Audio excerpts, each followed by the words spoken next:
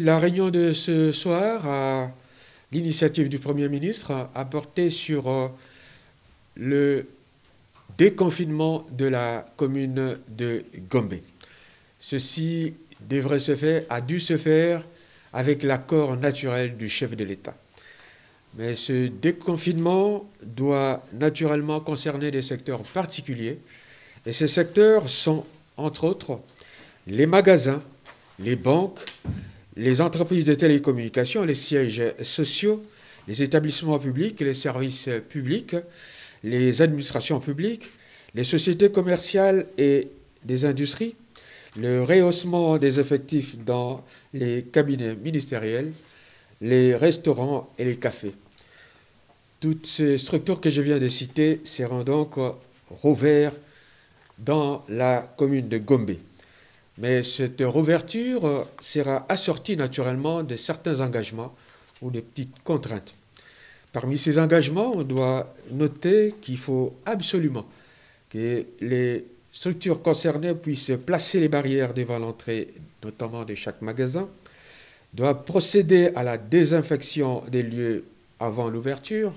doivent procéder à la prise de température par thermoflash devant l'entrée, doivent placer le dispositif de lavage de mains et d'application des gels hydroalcooliques devant l'entrée, doivent faire respecter les mesures barrières pour le port obligatoire des masques et la distanciation physique, doivent réaménager les heures d'ouverture et de clôture, doivent organiser le dispositif de nettoyage du magasin après 17 heures,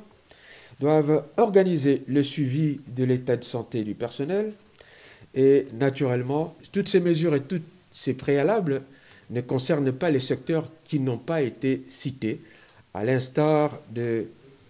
transports en commun, dont les mesures strictes de distanciation et du port obligatoire de masques demeurent, à l'instar du marché central et des commerces avoisinants qui resteront fermés, à l'instar de la fermeture des discothèques, des bars, des terrasses, qui demeurent fermés, à l'instar de la fermeture des écoles, des universités et des instituts supérieurs, de même que le maintien de la mesure sur l'organisation de deuil des salles est confirmé, ainsi que l'interdiction de tout commerce et restauration à la sauvette jeudi Maléo.